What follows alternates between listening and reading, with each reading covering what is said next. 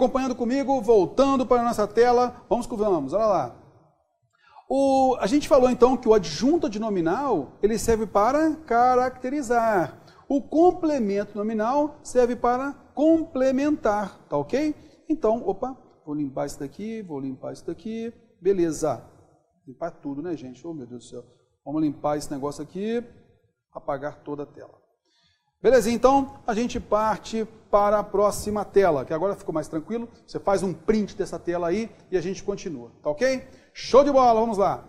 Vocativo, por que é importante a gente trabalhar vocativo? Só por conta disso daqui, moçada, ó, vírgula, tá, ó, vírgula.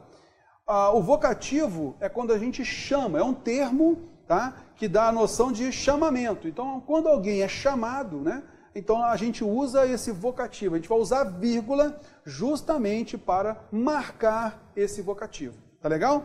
Acompanhando comigo. Júlia, venha cá. Então estamos chamando Júlia. Está vendo? Ó? Veja, menina, aquela nuvem. Então o vocativo pode ficar no início, pode ficar no meio ou no final. Está vendo só? E a gente vai sempre separar por vírgula. Júlia, venha cá. Veja, menina, aquela nuvem. Estamos aqui, meu amigo. Então o vocativo até cai pouco, né? Mas quando cai, basicamente é em cima de vírgula. Show de bola, vamos pegar o aposto, elemento importante. A gente trabalha bastante com vírgula aí, tem que tomar muito cuidado com eles, beleza? Vamos então observar o seguinte, o aposto, qual é o emprego do aposto, né? Então ele serve para quê? Para ampliar, para explicar, desenvolver ou resumir uma ideia anterior, tá bom? Belezinha. Então, olha só, vamos pegar esse exemplo aqui, ó. Este país, e aí eu quero explicar que país é o Brasil, tem procurado desenvolver políticas econômicas alinhando produção e sustentabilidade. Está vendo só? Belezinha. Então, é importante a gente notar o emprego das vírgulas aqui, ó.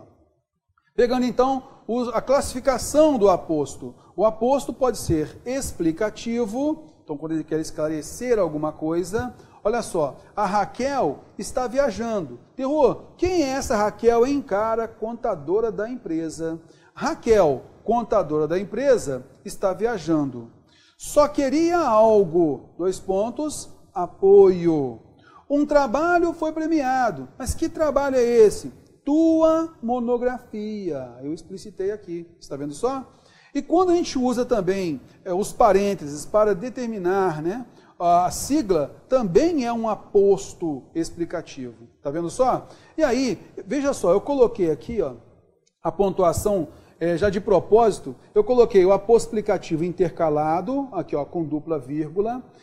Eu posso substituir essa dupla vírgula por travessões e também por parênteses. Tá legal? Ó? Aí aqui nós temos, ó, ABIN. Então, normal por sigla é a gente colocar entre parênteses, o nome por extenso. Mas nada impede de eu colocar também entre travessões ou entre vírgulas. Não há nenhum problema, tá bom? Beleza. Um trabalho, tua monografia, está entre travessões. Mas eu posso colocar, de repente, entre vírgulas ou entre parênteses. Tá vendo? Belezinha. E também é importante notar o seguinte. Quando estiver em final de período, o aposto explicativo, eu posso colocar nos dois pontos, porque esses dois pontos aí vão sinalizar essa explicação. Só queria algo, apoio, tá ok? Então a gente nota também como aposto explicativo. Que é esse algo aí? Aí a gente explicita com a palavra apoio, tá ok? Esse é o papel do aposto explicativo. Vamos então para frente, olha só. Enumerativo ou distributivo? Então, aposto, o primeiro que a gente viu que é muito importante é o aposto explicativo. E agora a gente vai notar o aposto resumitivo, né? E também é chamado de distributivo.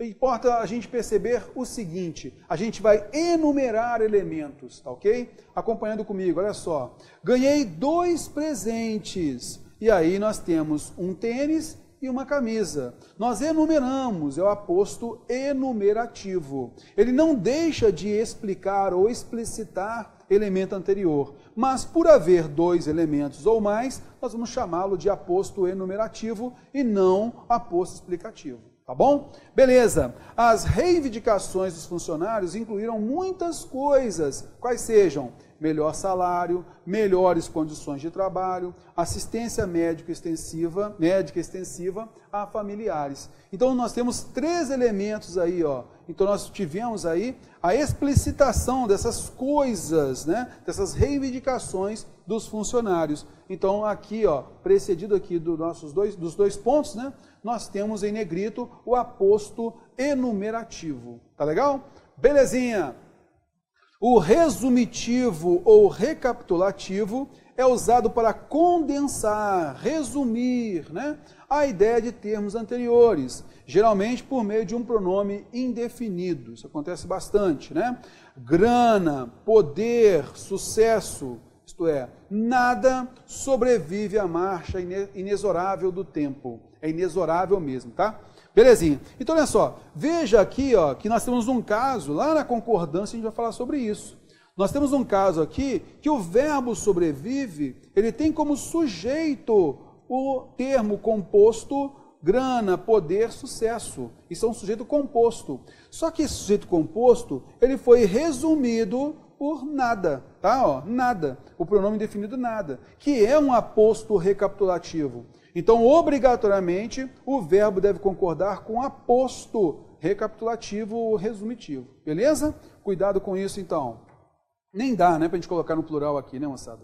Belezinha. A gente também vai perceber o aposto especificativo. Veja só, nós falamos que o aposto explicativo, ele pode ser separado por vírgula, por travessão, por 2 pontos e também por parênteses. Nós falamos que o aposto enumerativo, ele vai ser precedido de 2 pontos. Nós falamos que o recapitulativo está aqui, ó, e o exemplo já mostrou, ele é separado por vírgula, não é?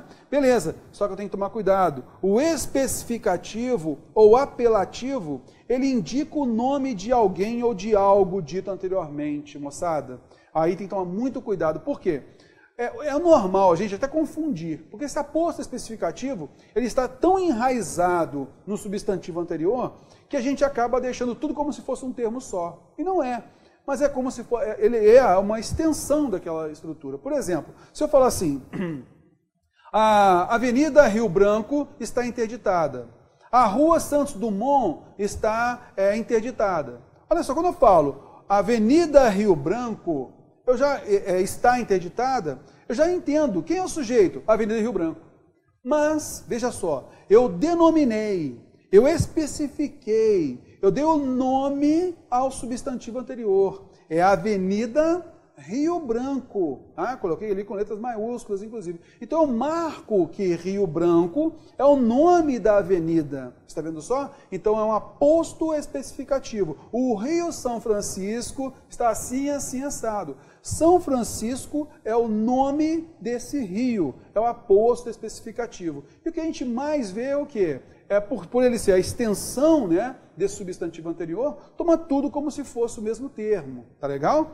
Acompanhando comigo, olha só. O compositor Chico Buarque, tá, ó, então nós especificamos, a gente dá o nome desse compositor, tá ok? Então é como se tudo isso daqui fosse o sujeito, né? Nós temos o núcleo, o compositor, o adjunto nominal, o, e Chico Buarque, na realidade, é um aposto especificativo. Eu nunca posso pensar que ele seria aí um adjunto nominal, tá legal? Então, sintaticamente, eu tenho o sujeito, o compositor, eu tenho o aposto especificativo Chico Buarque e o verbo é, beleza? Mas eu posso entender como extensão, então eu pego tudo isso aqui como se fosse sujeito, tá? Beleza? Olha só, o estado é cortado pelo Rio São Francisco, então eu tenho que Rio e São Francisco é o nome desse rio. Por isso, ele é um aposto especificativo. E vai um detalhe importantíssimo, que ele não é separado por pontuação nenhuma, né? Por nenhum sinal de pontuação. Toma muito cuidado com isso, tá? Um detalhe importantíssimo também, o aposto também pode se referir a uma oração. É como se fosse o recapitulativo, tá? E normalmente com as palavras o, coisa, fato. Esforcei-me bastante, o que causou muita alegria em todos, e obrigatoriamente precedido de vírgula. Cuidado com isso, tá? Esforcei-me bastante, fato que causou muita alegria em todos. Esforcei-me bastante, coisa que causou muita alegria em todos. Está vendo só? E ele é estendido pela oração adjetiva, restritiva, coisa que mais à frente a gente vai comentar, tá bom? Belezinha, vamos à frente. Outra coisa importante que a gente vai trabalhar basicamente em cima de questões textuais. A gente selecionou algumas também para isso, tá? A gente tem também as palavras denotativas. Por que isso, pessoal? É o seguinte, as gramáticas, elas trabalham lá as funções sintáticas, né? Então ela coloca lá o sujeito, objeto direto, objeto indireto e tal, coloca lá o adjunto adverbial também. Beleza. Só que existem algumas palavras que originalmente são preposições, originalmente são advérbios, mas tem alguns valores importantes que ela acaba alocando num só local, né? Numa só parte da gramática, melhor dizendo. Então, nesse caso, essas expressões, elas têm alguns valores semânticos importantes, que não são circunstâncias propriamente, mas elas vão traçar um papel denotativo, vão ter um valor a mais. E por isso que a gramática chama de palavra denotativa. Tá legal? Acompanhando comigo, olha só. A gente não vai dizer que isso é função sintática, tá? Mas é um valor semântico a mais. Ele vai ser como se fosse uma extensão do adjunto adverbial. Veja só. Palavras denotativas, então, de inclusão. Então, temos as palavras como mesmo, além disso, ademais, até, também, inclusive, ainda, sobretudo, tá? Ele transmite uma noção de inclusão. Olha só, todo mundo riu, até o professor, inclusive ele. Então, quando você consegue substituir pelo inclusive, já sabe, é palavra denotativa de inclusão. Tá legal? Ninguém veio, mesmo o irmão. Tá? Então, olha só, nesse caso, incluiu aquelas pessoas que não vieram, ele incluiu o irmão, inclusive o irmão, até o irmão, mesmo o irmão. Eu consigo substituir. Então, as palavras mais importantes, tá, de inclusão, a gente pode marcar aqui. Ó. Nós temos inclusive, até, também é muito importante, mesmo, ela é muito importante, a estrutura, além disso, tá? Ademais, principalmente nas discursivas, a gente fala muito para empregar, quando a gente quer adicionar elementos, né? Além disso, deve-se observar tal, tal, tal. Ademais, deve-se observar tal, tal, tal. Tá ok? Ainda deve-se observar tal, tal, tal. Também deve-se observar tal, tal, tal. Beleza? Ok, o sobretudo normalmente transmite uma ideia de relevância, tá? Mas a ideia de inclusão aí está feita. Aí eu quero chamar a atenção sobre a palavra mesmo. E aí a gente separou algumas coisinhas. Veja só, a palavra mesmo, a gente acaba tendo algumas dúvidas sobre ela, né? Então a gente já viu a palavra mesmo com uma ideia de inclusão. Eu posso substituir pelo até, pelo inclusive, tá ok? E ela não se flexiona, olha só. Como palavra denotativa de inclusão, essa palavra mesmo tem valor de até, inclusive, isto é, mesmo ela realizou as atividades, inclusive ela realizou as atividades, não se esperava isso, mas ela conseguiu, tá vendo? Ó? Então até ela, inclusive ela, realizou as atividades. Tranquilinho, beleza, a gente pega próximo. Olha só, a palavra mesmo pode ser considerada um pronome demonstrativo com valor adjetivo, e por isso ela pode se flexionar de acordo com o seu referencial. Ela vai ter o valor de sozinho, olha só, ela mesma, olha lá, não foi assim, ó, mesmo ela, e sim, ela mesma realizou as atividades. A gente pode trocar por sozinha, olha só, ela sozinha realizou as atividades. Ela mesma, ela sozinha realizou as atividades. Está vendo só? Belezinha, então vai se flexionar. E isso, lá na concordância nominal, a banca pode pedir, tá bom? Então fique ligado nisso. Acompanhando aqui comigo, olha só. Como adjetivo, né? Como adjetivo tem o valor de igual ou idêntico. Então, nesse caso, olha só, eles tiveram as mesmas oportunidades, iguais oportunidades, idênticas oportunidades. Você pode trocar por esses aqui e já vai entender. É um adjetivo, tá legal? E vai se flexionar de acordo com o referente oportunidades aí, tá? Então, você está se flexionando direitinho aí. Belezinha, acompanhando comigo? Pode ser um advérbio de afirmação. Então, quando ele for uma ideia de inclusão, a palavra denotativa de inclusão, quando for um advérbio de afirmação ou certeza, a gente nota que ele não vai se flexionar. ela realizou mesmo as atividades. Ela realizou mesmo, eu tenho certeza disso. Ela realizou mesmo as atividades. Ela realizou com certeza, realizou sim, ela realizou realmente as atividades, tá legal? Então a gente não vai flexionar esta palavra aqui, belezinha? Cuidado! E também nós temos a ideia de concessão. Na nossa aula de período composto, a gente vai falar sobre isso, né? Então, mesmo transmite um valor de concessão, de contraste. Ele vai ter o valor de embora, apesar de. Olha lá, mesmo sem falar, todos entenderam sua reprovação às opiniões. Todos entenderam isso, mesmo sem falar, embora não falasse, apesar de não falar. Está vendo só? Então nós temos uma ideia de contraste aí, tá bom? Uma pessoa que não falou nada, é normal que as pessoas não entendam alguma afirmação, mas acabaram entendendo. Por isso nós temos esse valor de concessão. O que importa aqui é justamente a flexão e o seu valor semântico, né? Então, palavra denotativa de inclusão mesmo, eu consigo substituir pelo inclusive, até não se flexiona. Como advérbio de afirmação a certeza, eu consigo trocar por sim, com certeza, realmente, não se flexiona. Como palavra de valor concessiva, né? Posso trocar pelo embora, apesar de, né? Também não se flexiona. Já como pronome demonstrativo de valor adjetivo, com valor de sozinho, vai se flexionar. E como adjetivo de valor igual, idêntico, também vai se flexionar. Beleza? Vamos que vamos? Pega na frente, chegando aqui para a palavra expletiva ou de realce, isso daqui, você não vai ver em questões agora, não. Você vai ver em questões lá do período composto, tá? Então essa palavra expletiva, principalmente a expressão é que.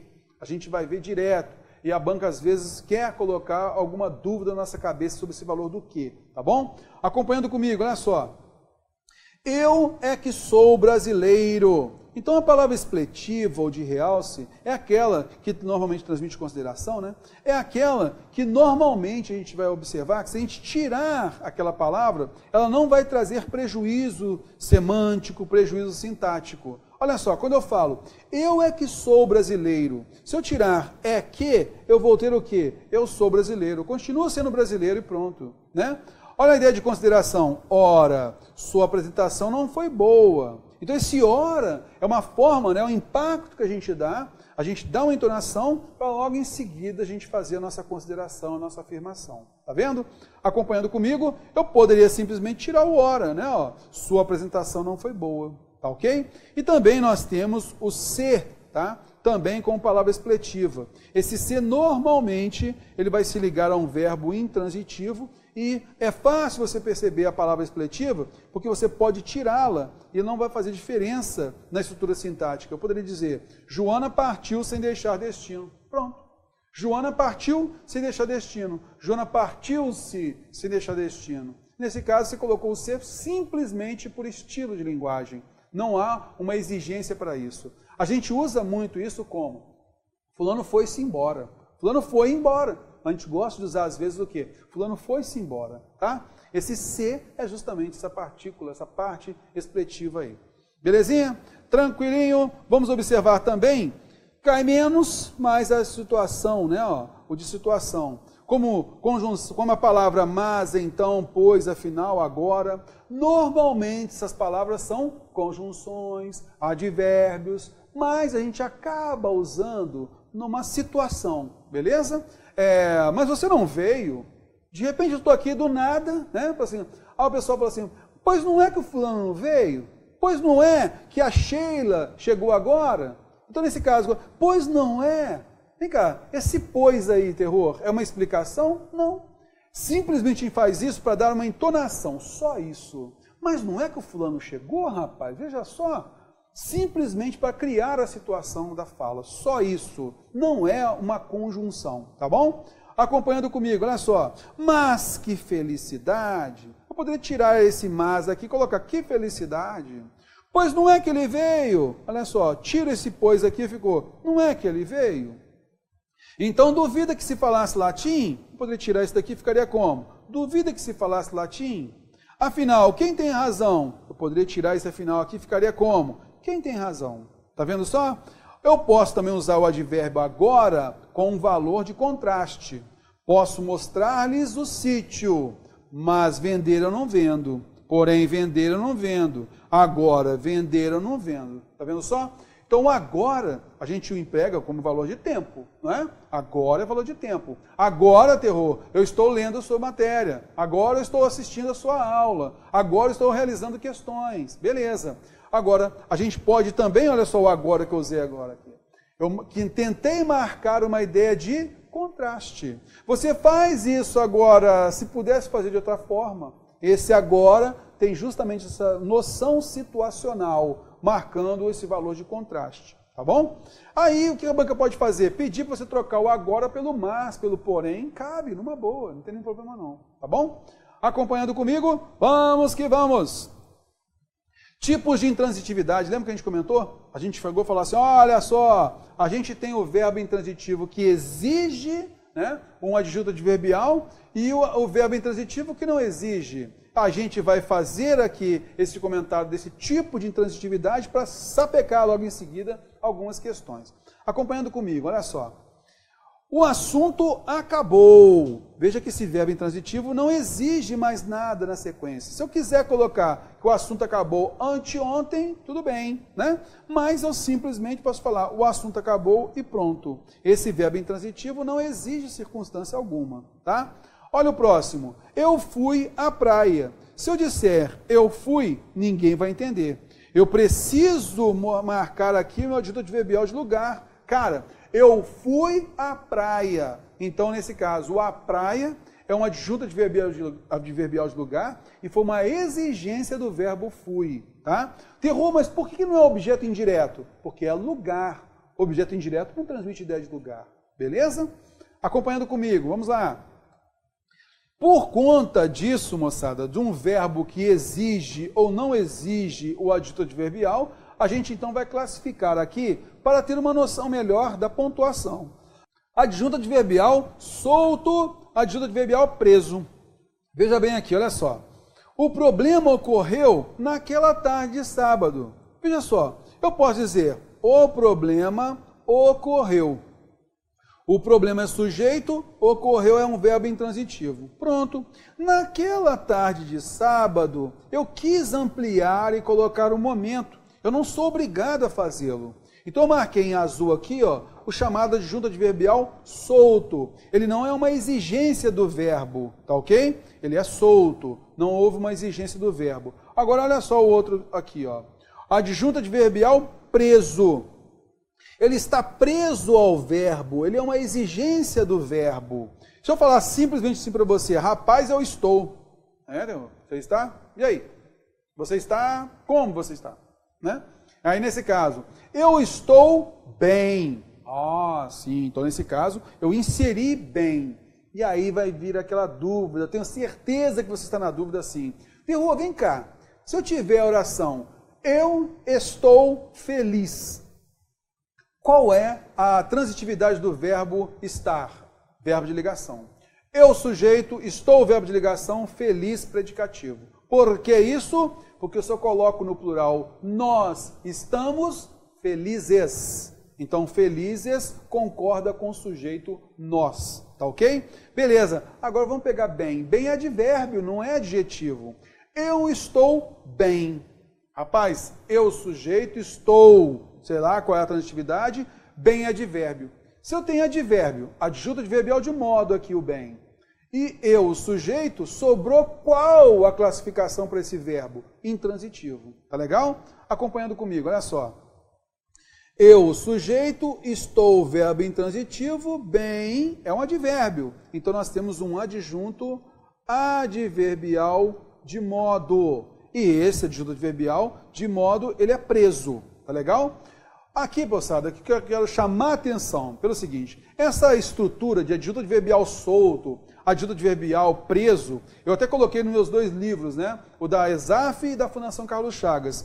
Mas as gramáticas não trazem essa nomenclatura, tá? Isso aqui é apenas para deixar mais claro para você, tá ok? Porque de acordo com o seu entendimento sobre isso, você vai verificar a relação da pontuação bem mais fácil, bem mais simples. tá legal? Mas reforço, as gramáticas não utilizam essa nomenclatura, vão utilizando outros elementos que acabam confundindo um pouquinho a gente. Então, para deixar mais didático possível, eu falei sobre o adjunto adverbial preso e solto, tá bom? Acompanhando comigo, olha só. Eu estou bem, né? Então a gente viu aí que o bem, ele está aqui atrelado ao verbo estou. Se eu falar simplesmente eu estou, ninguém vai entender nada. Eu estou em São Paulo. Cara, se eu falar só eu estou, alguém vai entender alguma coisa? Não. Eu estou em São Paulo. Então em São Paulo aqui, ó, é uma exigência do verbo estar e transmite ideia de lugar, adjunto adverbial de lugar. Está vendo só? Beleza. Aqui em cima, bem, adjunto adverbial de modo, ok. Eu vim, cara, eu vim, tá? Você veio de onde, terror? De São Paulo, adjunto adverbial de lugar, tá legal? Belezinha. Olha só, né? Compare aqui um com o outro. O problema ocorreu naquela tarde. Eu falo simplesmente o problema ocorreu e pronto. Veja então que está em azul, ó. Ele está solto, não está? O adjunto adverbial solto permite que você coloque vírgula. Tá vendo? Ó? Se eu quiser colocar uma vírgula aqui, ó, eu posso colocar. O problema ocorreu naquela tarde de sábado. No adjunto adverbial solto, você pode colocar a vírgula numa boa. Agora, no adjunto adverbial preso, veja só, como a exigência, né, do verbo estou, o bem, como uma exigência do verbo estou em São Paulo, como a exigência do verbo vim de São Paulo, se você coloca uma vírgula aqui, ó, você rompe uma estrutura sintática, não fica bom. Então, no adjunto adverbial preso, mesmo havendo adjunto adverbial, a gente evita colocar a vírgula, tá legal? E isso a gramática, ela fala simplesmente, olha, adjunto adverbial, você coloca a vírgula, tá? Ela fala isso, pronto. Ela não vai realmente especificar isso, tá? Aí, nesse caso, você nota algumas vezes que você coloca uma vírgula diante de um adjunto adverbial e fica ruim, soa mal, porque um depende do outro, né? Então, nessa situação, eu estou bem, coloca uma vírgula entre o estou e o bem, fica ruim, fica errado, né? Então, a gente não vai colocar, mesmo havendo o adjunto adverbial. Então, isso acontece por quê, moçada? Porque a gramática, quando ela fala do adjunto adverbial que admite a vírgula, ela, na realidade, sugere o adjunto adverbial solto, aquele que não é exigido pelo verbo, tá legal? Acompanhando comigo, olha só. Por conta disso, peguei aqui o adjunto adverbial solto, aqui ó, em azul, tá? Ó, mantendo aqui tudo em azul para você ver que é o adjunto adverbial solto. Olha só, o custo de vida é bem alto. Se eu falar só isso, ó, o custo de vida é bem alto, não vai entender. Mas eu quis alocar, quis mostrar onde é em Brasília, adjunto adverbial solto. Como ele está na sua posição em final de período, se eu quiser deixar sem vírgula, eu deixo. Se eu quiser colocar uma vírgula, eu deixo. Tá vendo só? Sem problema nenhum. Beleza. Se eu antecipo, se eu quiser colocar a vírgula aqui, eu coloco numa boa. Se eu coloco intercalada, eu vou colocar dupla vírgula aqui, ó. Tá vendo? Ó? Se eu quiser colocar dupla vírgula, eu coloco. Se eu não quiser colocar dupla vírgula, eu não coloco. Por quê? Porque eu vou tomar aqui, em Brasília, são apenas duas palavras, ó. Em Brasília, eu tomo esse adjunto adverbial solto como de pequena extensão, beleza? Pequena extensão. Sendo então de pequena extensão, opa, você já sabe aí que você pode colocar vírgula ou não. Um detalhe muito importante é o seguinte, quando está intercalado, você não pode deixar só uma vírgula. Ou você deixa duas, ou você tira as duas, tá bom? Muito cuidado com isso. Já no adjunto adverbial preso, está aqui, ó, em verde, né? Quem vai a algum lugar, ó. Foram a Brasília. A Brasília, prefeitos de várias cidades foram. Prefeitos de várias cidades, a Brasília foram. Então eu posso intercalar, posso antecipar e tal, você não vai colocar vírgula, porque é uma exigência do verbo aqui, tá legal? Então esse é um detalhe importante. Com o adjunto adverbial solto você vai poder colocar vírgula sim, tá? Agora eu estou colocando o adjunto adverbial solto, ó, em cor azul, está vendo? Ó, cor azul. como adjunto adverbial de grande extensão, tá? Nesse caso, olha só, se ele é de grande extensão, toma como base o seguinte, você vai fazer, por exemplo, uma prova de discursiva, tá? E aí, tome sempre por base o seguinte, é a forma como as bancas cobram também, tá? Principalmente a Fundação Carlos Chagas. Toma como base o seguinte, quando você tiver três palavras, um adjunto adverbial de 3 palavras, você já considera como grande extensão, tá? Para você evitar errar, tá legal? Na parte objetiva da prova, como as gramáticas não marcam, não delimitam, quantas palavras eu posso considerar como pequena ou grande extensão? Nenhuma gramática em língua portuguesa aponta quantas palavras nós temos como limite, seja de grande ou pequena extensão. Nenhuma gramática faz isso. Por quê, pessoal? Porque a linguagem é dinâmica, né? Porque isso vai depender um pouco. Algumas considerações, por exemplo, que eu já vi em provas da FCC, a banca ESAF, por exemplo, tem outra expectativa. Por quê? É uma abertura que a gramática deu. Já nas discursivas, o que elas fazem? Ambas, o que elas fazem? Consideram 3 palavras grande extensão, já consideram como grande extensão. Então já penaliza se a pessoa antecipar e não colocar uma vírgula, se a pessoa intercalar e não colocar dupla vírgula, tá bom? Já na parte objetiva, a gente vai perceber como que a banca Fundação Carlos Chagas cobra. Ela intercala o adjunto adverbial, seja ele um advérbio, um adjunto adverbial de 2 palavras, de 5 palavras, não importa. Ela vai lá e coloca uma vírgula só. Cara, não importa a quantidade de palavras. Se eu tenho um adjunto adverbial intercalado, colocando uma vírgula só está errado. É exatamente isso que a banca faz. Cuidado com isso. Acompanhando comigo? Então, se eu tenho um adjunto adverbial de grande extensão antecipado, eu tenho vírgula obrigatória. Se eu tenho adjunto adverbial intercalado, eu coloco dupla vírgula obrigatória. Volto a dizer, como as gramáticas não falam, não delimitam a quantidade de palavras como grande extensão, as bancas não vão falar simplesmente que é grande extensão. A não ser que ela coloque lá, por exemplo, 5, 6 palavras, moçada, não tem como falar que não é de grande extensão, né? Também tem esse detalhe, beleza? Acompanhando comigo, mas no geral ela coloca só uma vírgula e você já tem que marcar como errado. Tem que ser 2 vírgulas ou nada, tá bom? No final do período, você pode colocar vírgula ou não. Seja de grande, de pequena extensão, não tem problema, porque ele está na sua posição normal, que é final de período. Então, você não tem obrigação de colocar a vírgula. Então, nesse caso aqui, ó, a vírgula é facultativa, tá, como grande extensão. E aqui, quando estiver antecipada ou intercalada, tá, ó, nós temos, então, a obrigatoriedade, tá, ó, vírgulas obrigatórias. Belezinha? Cuidado com isso, tá? Então, só aqui para você notar que, vou tirar aqui, ó, essa vírgula, vou puxar para cá assim, melhor, e essa vírgula aqui, ela é facultativa. Belezinha? Tanto assim que aqui a gente omitiu a vírgula, né? Ok, vamos à frente. Elipse do verbo, a chamada vírgula vicária. A gente chegou a comentar sobre vicário também, né? Sobre o verbo vicário. Lembra só? Acompanhando comigo, olha só. A gente chegou a colocar para você observar lá, né? Olha, o verbo vicário normalmente é o verbo ser e fazer.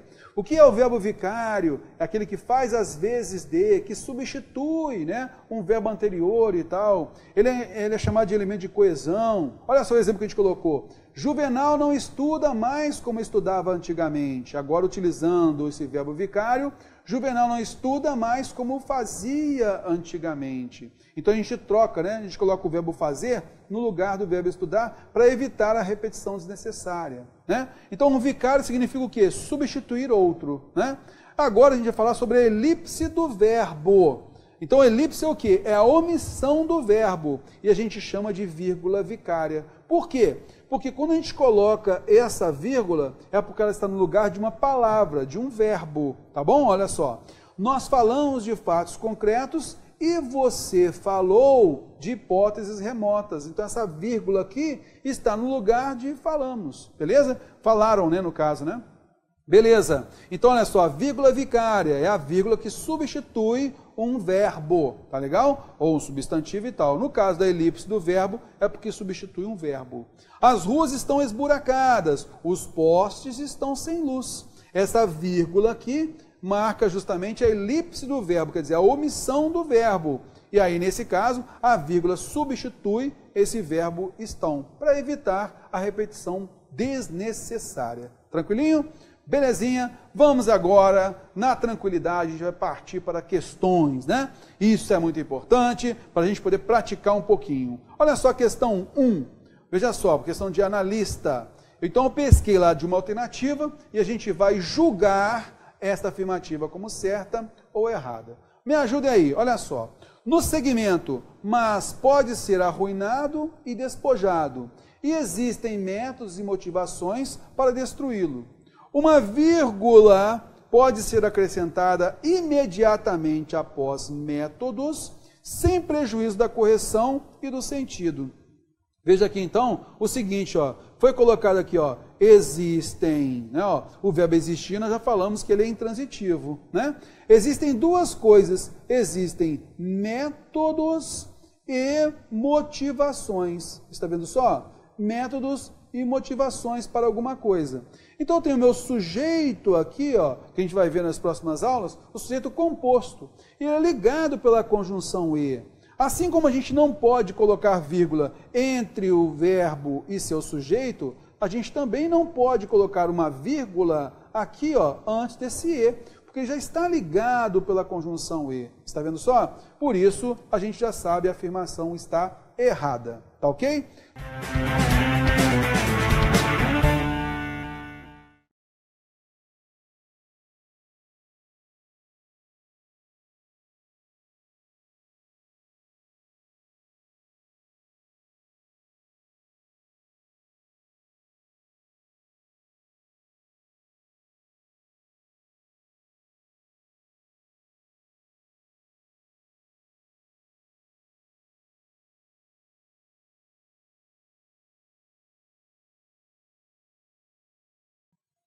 Beleza, então, partindo aqui para a questão 2, hein?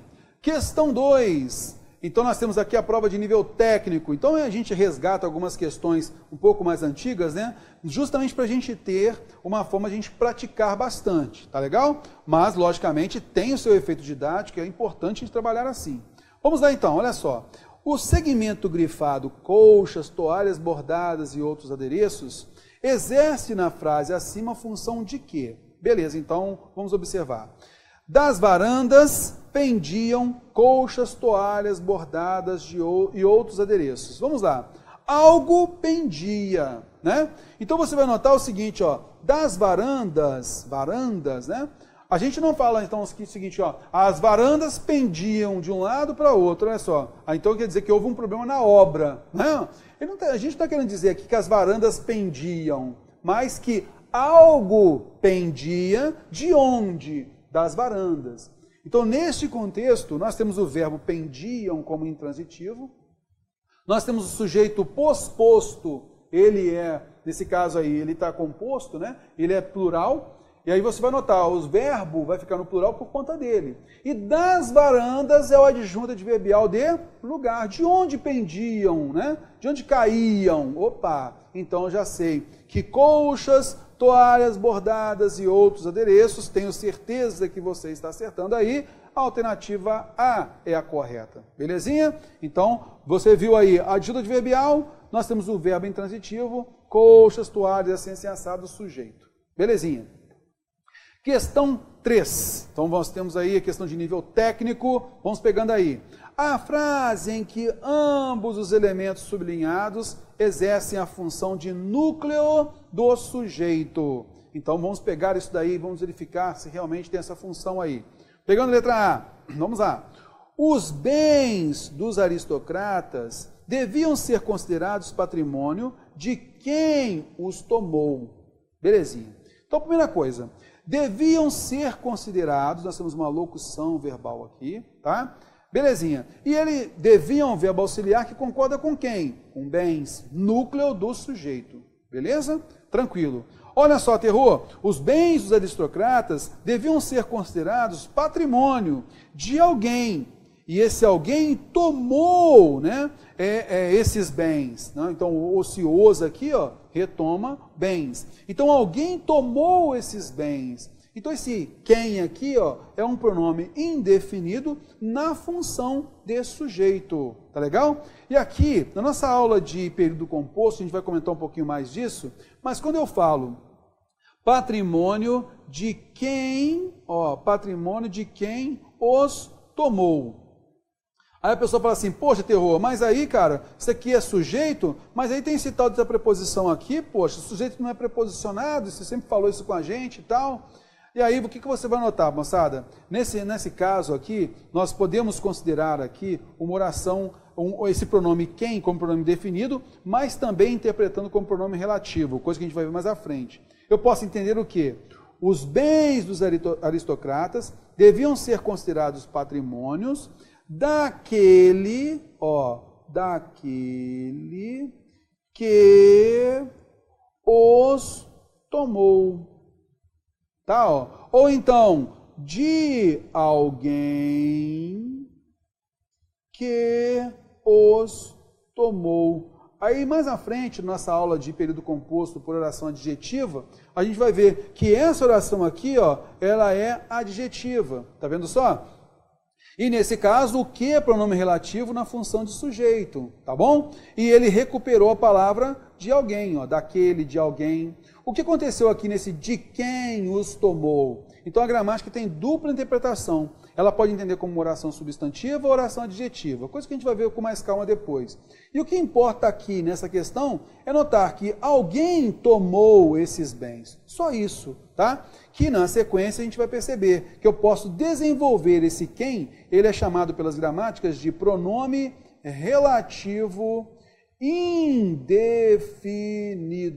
Tá ok? E para a gente realizar a prova é só notar que eu posso substituir aqui pelo de alguém, né? De alguém que os tomou. A esse alguém aqui tomou, ele é o sujeito. Belezinha? Por isso, a gente já sabe, a alternativa A é a correta. Tá bom? Beleza. Vamos pegar agora as próximas para a gente já ir eliminando. Veja bem aqui, ó.